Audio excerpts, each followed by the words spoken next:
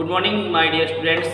मैं अतुल कुमार शर्मा आप सभी का अपने YouTube channel free chemistry by Sharma ji पर हार्दिक स्वागत और अभिनंदन करता हूं। ऐसे सभी स्टूडेंट्स जिन्होंने मेरे चैनल को अभी तक सब्सक्राइब नहीं किया है, सबसे पहले मेरे चैनल को सब्सक्राइब कर लेंगे ताकि मेरे द्वारा अपलोड की जाने वाली वीडियोज़ की नोटिफिकेशन आप सभी को सबसे पहले प्राप्त हो सके। स्टूडेंट्स, आज से हम लोग क्लास 10th के लिए भी केवल रसायन विज्ञान के जो टॉपिक्स हैं, रसायन विज्ञान के जो भी यूनिट्स आपके सिलेबस में दे रखे हैं, हम आज से उनकी शुरुआत करने वाले हैं। इन सभी लेक्चर्स को प्राप्त करने के लिए, मेरे चैनल से जुड़ने के लिए आप मेरे चैनल को सब्सक्राइब कर लेंगे। आप यूट्यूब पर फ्री केमिस्ट्री बाय शर्मा जी को सर्च करेंगे। सर्च करने के बाद आप बेल आइकन को प्रेस करेंगे, सब्सक्राइब करेंगे ताकि मेरे द्वारा अपलोड की जाने वाली वीडियोज़ की नोटिफिकेशन आप सभी के लिए प्राप्त हो सके। स्टूडेंट्स, आज से हम लोग लेक्चर की शुरुआत करने वाले हैं। आज का जो अपना पहला लेक्चर रहने वाला है वह यूनिट 1 पर रहने वाला है, जिसका नाम है रासायनिक अभिक्रिया। चलिए स्टार्ट करते हैं। इस चैप्टर में अपने लोग पढ़ने क्या वाले हैं, कॉपी पेन लेकर के मेरे साथ सभी लोग आज से इस लेसन की शुरुआत कीजिए। चलते हैं हम लोग लेसन की ओर।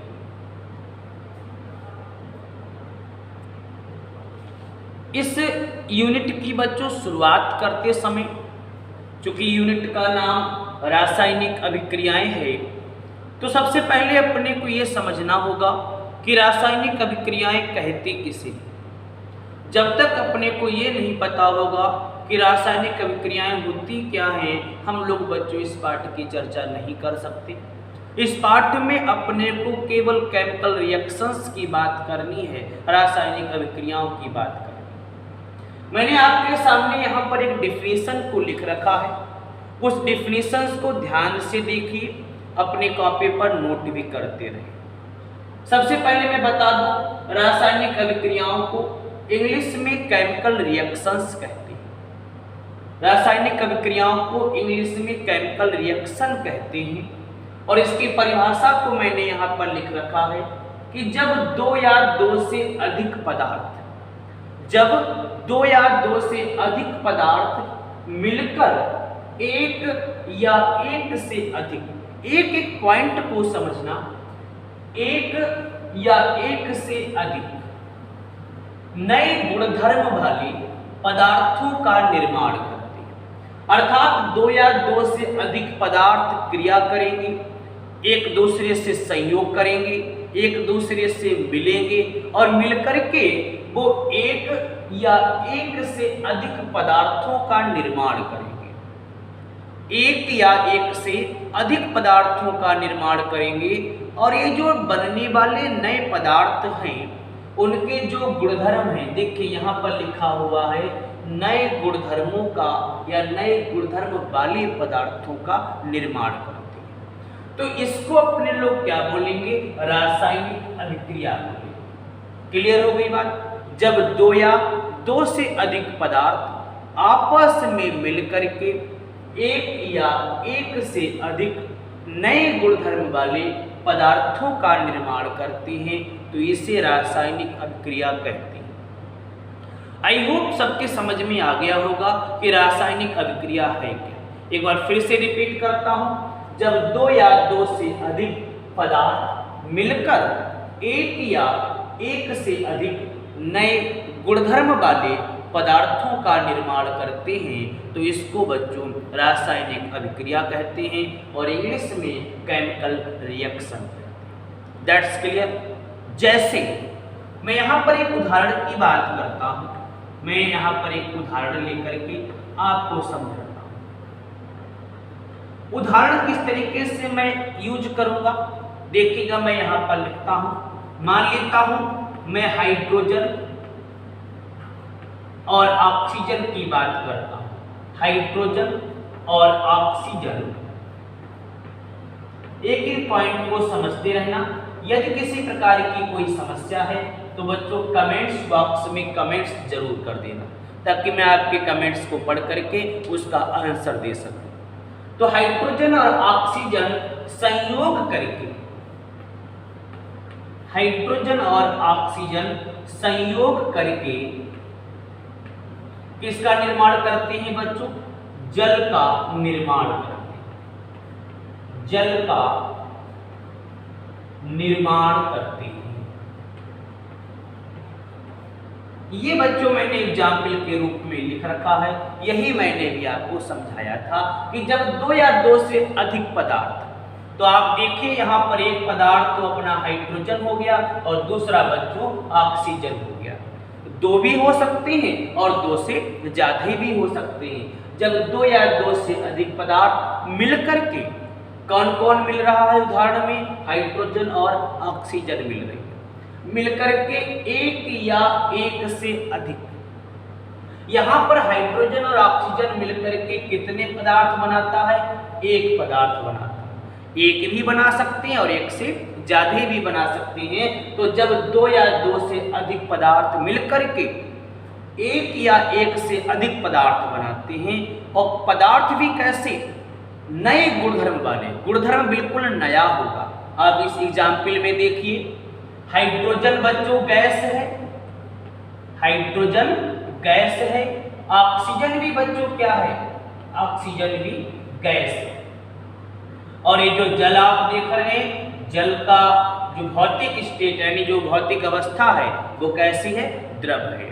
तो जब दो या दो से अधिक पदार्थ परस्पर संयोग करके एक या एक से अधिक नए गुणधर्म वाले, देखिए दोनों यहाँ पर गैस हैं और जो पदार्थ बनाया वो लिक्विड है, वो द्रव है। तो इस प्रकार का यह जो आपने उदाहरण लिया है यह क्या कहलाता है? यह रासायनिक अभिक्रिया है। क्लियर हो गई बात? तो इसके एग्जाम्पल को आपने समझ लिया। रासायनिक अभिक्रिया किसे कहते हैं आपने उसकी बात कर ली। अब बच्चों हम लोग आगे की बात करते हैं। आगे की अपने लोग क्या बात करने वाले हैं सुनिएगा बच्चों। किसी भी रासायनिक अभिक्रिया को ध्यान रखना, एक एक पॉइंट आपने यहाँ तक नोट कर लिया होगा। मैं इसको रफ कर देता हूँ, आप चाहें तो एक बार इसका स्क्रीनशॉट ले सकते हैं।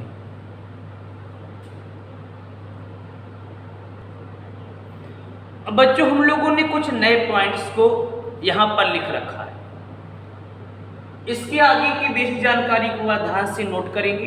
अभी तक हमने आप सभी के लिए रासायनिक अभिक्रियाएं से परिचित करा दिया, रासायनिक अभिक्रियाओं के एग्जाम्पल आपको बता दिया।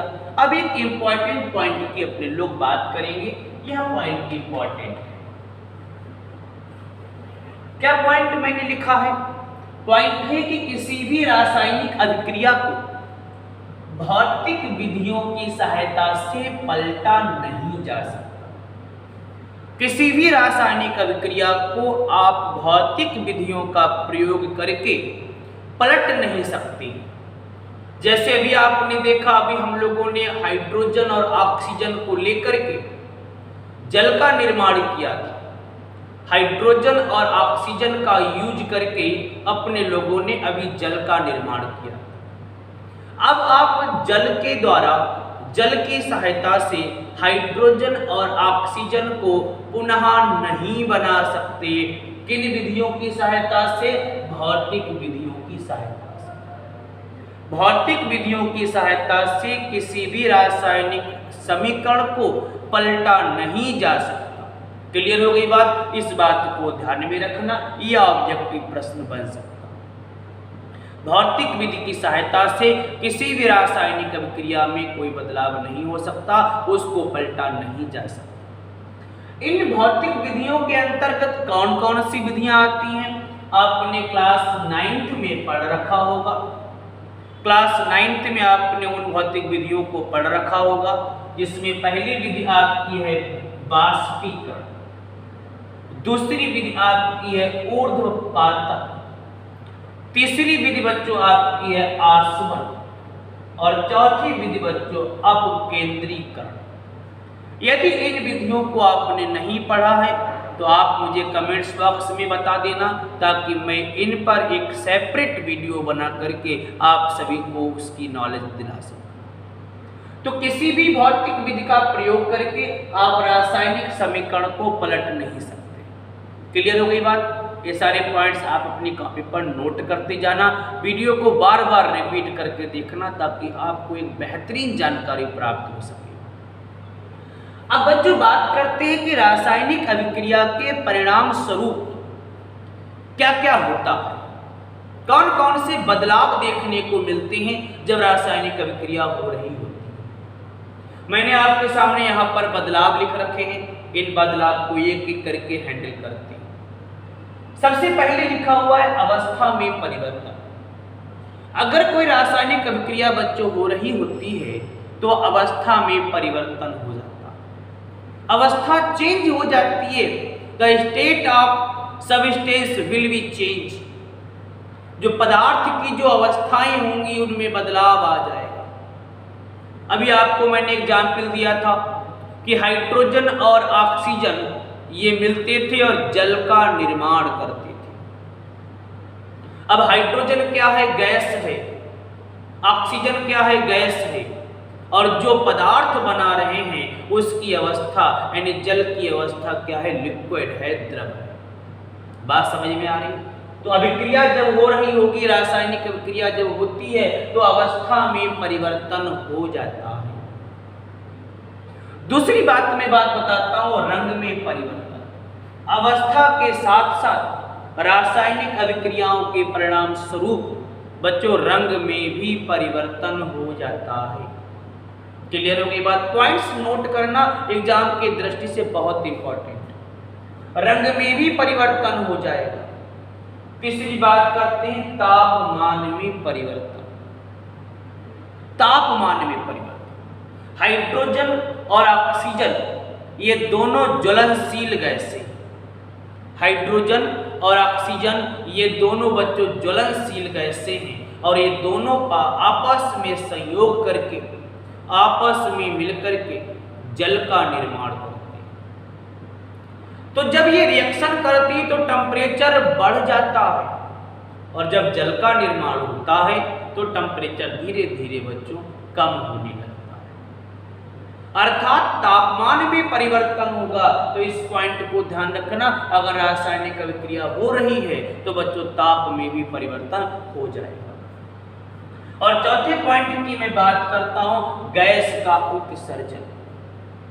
बच्चों जब रासायनिक अभिक्रिया हो रही होती है तो गैस का भी उत्सर्जन होता है। इस पॉइंट को आप ध्यान रखना। अगर आपसे क्वेश्चन पूछा जाए कि रासायनिक अभिक्रियाओं के परिणाम स्वरूप कौन कौन से परिवर्तन देखने को मिलते हैं, तो अवस्था में परिवर्तन होता है साहब, रंग में परिवर्तन हो सकता है, तापमान में परिवर्तन हो सकता है और गैस का उत्सर्जन हो सकता है। तो आई होप आप सभी को ये सारे पॉइंट समझ में आ गए होंगे। आप इनका एक बार स्क्रीनशॉट ले लीजिए, फिर मैं आगे बात करता हूं।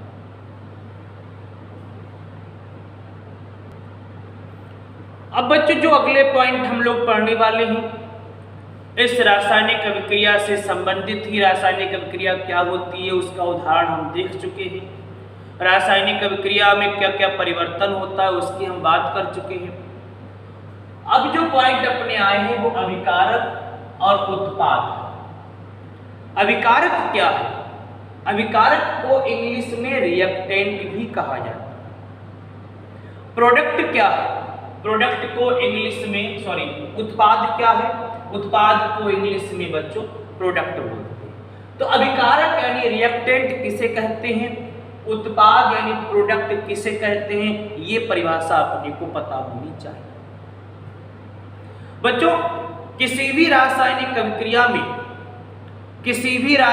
अभिक्रिया में भाग लेने वाले जो पदार्थ होते हैं उनको बच्चों अभिकारक कहा जाता है। क्लियर हो गई बात? किसी भी रासायनिक अभिक्रिया में जो भी पार्टिसिपेट करता है, जो भाग लेता है, उसको बच्चों अपने लोग रिएक्टेंट कहते हैं, अभिकारक कहते हैं। या एक तरीके से और भी इसकी परिभाषा हो सकती है, वे पदार्थ जो रासायनिक अभिक्रिया को प्रारंभ करते हैं, वे पदार्थ जो रासायनिक अभिक्रिया को प्रारंभ करते हैं क्या कहलाते हैं? अभिकारक कहलाते हैं। दोनों तरीके से बच्चों आप याद कर सकते हैं। वे पदार्थ जो किसी भी रासायनिक अभिक्रिया में भाग लेते हैं अभिकारक कहलाते हैं। अथवा इस तरीके से भी याद कर सकते हैं कि जो रासायनिक अभिक्रिया को प्रारंभ करते हैं, अभिक्रिया की शुरुआत करते हैं बच्चों, ऐसे पदार्थ अभिकारक कहलाते हैं और इनको बच्चों रिएक्टेंट कहा जाता है। दूसरी परिभाषा है उत्पाद की। उत्पाद क्या है? वे पदार्थ जो किसी भी रासायनिक अभिक्रिया के फलस्वरूप निर्मित होते हैं, वे पदार्थ जो किसी भी रासायनिक अभिक्रिया के फलस्वरूप निर्मित होते हैं, या ऐसे कह लीजिए कि किसी भी रासायनिक अभिक्रिया में बनने वाले पदार्थ उत्पाद कहलाते हैं। क्लियर हो गई बात? किसी भी रासायनिक अभिक्रिया में बनने वाले पदार्थ उत्पाद कहलाते हैं और जो रासायनिक अभिक्रिया की शुरुआत करते हैं, रासायनिक अभिक्रिया में भाग लेते हैं, उनको अभिकारक कहते हैं। अभी हम लोगों ने रासायनिक अभिक्रिया जिसकी बात की थी वह अभिक्रिया थी कि हाइड्रोजन और ऑक्सीजन मिलकर के जल का निर्माण करते हैं। तो कौन बनता है रासायनिक अभिक्रिया में? जल बनता है। तो उस अभिक्रिया में जल क्या हो जाएगा? जल बच्चों हो जाएगा आपका उत्पाद। क्या हो जाएगा? उत्पाद। जल क्या हो जाएगा बच्चों? उत्पाद हो जाएगा। और अभिकारक में कौन कौन भाग ले रहा है? साहब हाइड्रोजन भाग ले रहा है और आपका ऑक्सीजन भाग ले रहा है। तो मैंने बताया जो अभिक्रिया में भाग लेता है उनको बच्चों अभिकारक कहा जाता है और जो अभिक्रिया में बनता है उसको बच्चों उत्पाद यानी प्रोडक्ट कहते हैं। आई होप अब आप अभिकारक और उत्पाद को पहचान सकते हैं। क्लियर हो गई बात? चलिए हम लोग आगे बात करते हैं।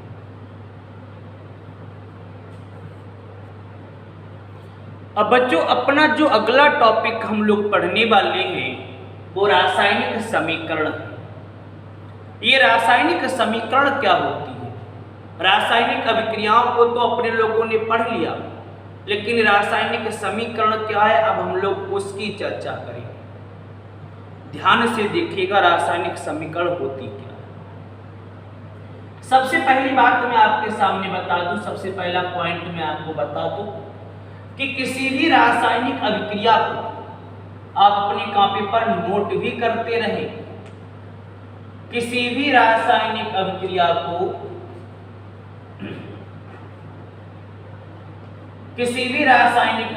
को रासायनिक समीकरण के द्वारा निरूपित किया जाता है, प्रस्तुत किया जाता है। किसी भी रासायनिक अभिक्रिया को किसके द्वारा प्रदर्शित किया जाता है? किसकी सहायता से निरूपित किया जाता है? किसकी सहायता से लिखा जाता है? तो रासायनिक समीकरण की सहायता से लिखा जाता है। क्लियर हो गई बात? किसी भी रासायनिक अभिक्रिया को रासायनिक समीकरण के रूप में लिखा जाता है। दूसरे पॉइंट की बात करता हूं बच्चों, रासायनिक अभिक्रिया में मैंने क्या बताया था कि हाइड्रोजन और ऑक्सीजन आपस में संयोग करते हुए जल का निर्माण करते हैं।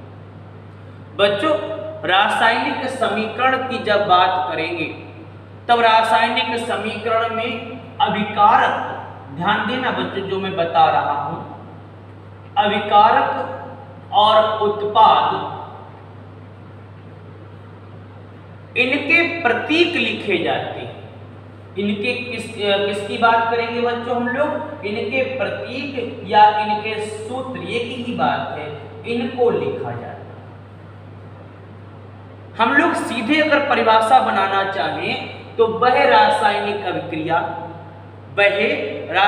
अभिक्रिया जिसमें अभिकारक और उत्पाद को उनके प्रतीक अर्थात सूत्र की सहायता से दर्शाया जाता है उसको बच्चों रासायनिक समीकरण कहते हैं।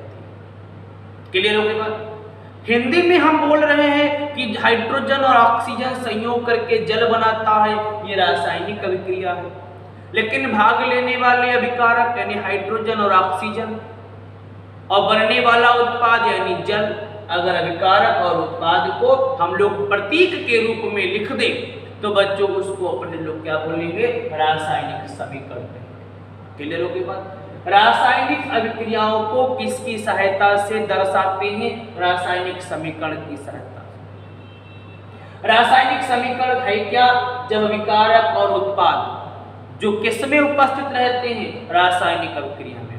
किसी रासायनिक अभिक्रिया में उपस्थित अभिकारक और उत्पाद को अगर प्रतीक की सहायता से, सूत्र की सहायता से दर्शाया जाए, तब बच्चों जो भी समीकरण मिलती है वह आपके रासायनिक समीकरण कहलाती है।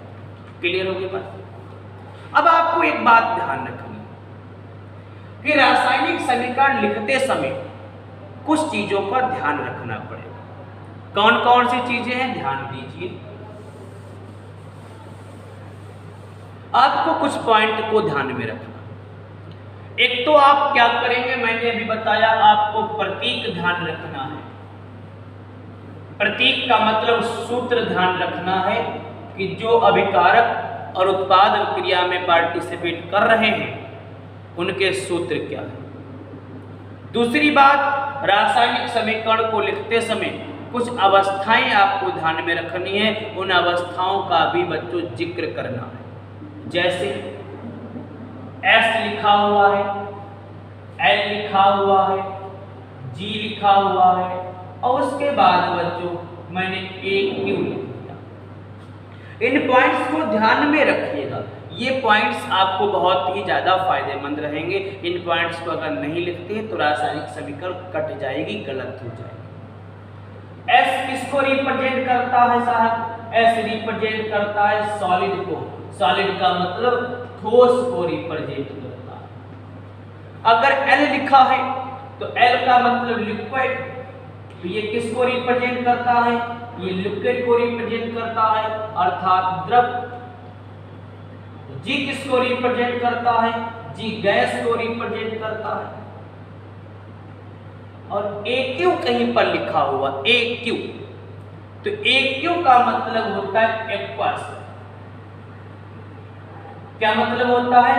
एक्वस मतलब होता है, मैं इसकी स्पेलिंग को यहां पर लिख देता हूं, AQUEOUS, एक्वस। एक्वस का बच्चों मतलब होता है जलीय। क्या मतलब होता है? जलीय। तो आपको ये दो चीजें ध्यान में रखनी है। जब भी आप रासायनिक समीकरण लिखेंगे तो आपको अभिकारक और उत्पाद के प्रतीक और उनके सूत्र पता होने चाहिए, और साथ ही साथ आपको बच्चों अवस्थाएं भी दर्शानी पड़ेंगी। क्लियर हो गई बात? चलिए हम लोग आगे एग्जाम्पल देकर के बात करते हैं। एक एग्जाम्पल लेकर के बच्चों मैं समझाता हूं। एग्जाम्पल क्या है? एग्जाम्पल मैं यहां पर लिखता हूं, बड़ा ध्यान से बच्चों देखिएगा। एग्जाम्पल है मैग्नीशियम रिबिन को,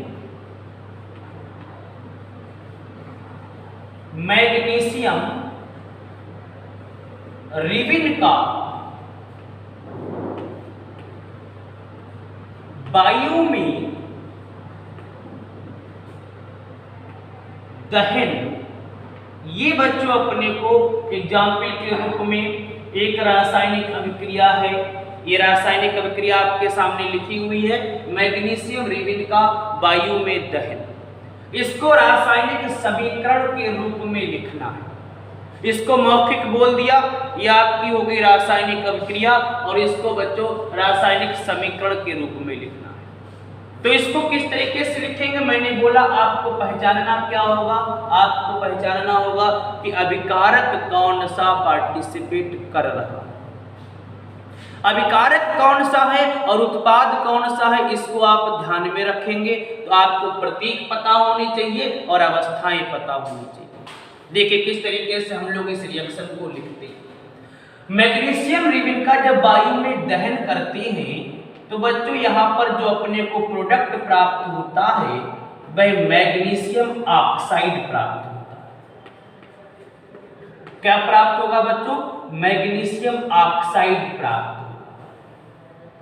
अब आपने पहचान लिया होगा कि यहां पर जो मैग्नीशियम है और वायु है ये दोनों अभिकारक हैं, और बनता क्या है? Magnesium oxide. ये यहां पर उत्पाद है। ध्यान से देखिए, मैग्नीशियम का प्रतीक Mg होता है, वायु का प्रतीक O2 होता है, वायु का मतलब ऑक्सीजन। ये दोनों संयोग करते हैं और बच्चों क्या बन रहा है, देखिए मैग्नीशियम ऑक्साइड। इसका सूत्र क्या होगा, MgO। ये रासायनिक अभिक्रिया है। मैग्नीशियम रिबिन का वायु में दहन करेंगे, मैग्नीशियम ऑक्साइड बनेगा, रासायनिक अभिक्रिया है। और इसी रासायनिक अभिक्रिया को जब अभिकारक उत्पाद जो भाग ले रहे हैं, अगर इनको बच्चों हम लोग किसमें प्रतीक के माध्यम से दिखाएंगे, इनमें अवस्थाएं दिखा देंगे, तब बच्चों ये रासायनिक समीकरण कहलाएंगे। देखिए प्रतीक हम लोगों ने लिख दिए। मैग्नीशियम क्या, रिबिन है। रिबिन किस रूप में, मतलब सॉलिड के रूप में। तो बच्चों अपने को यहाँ पर S लिखना हो।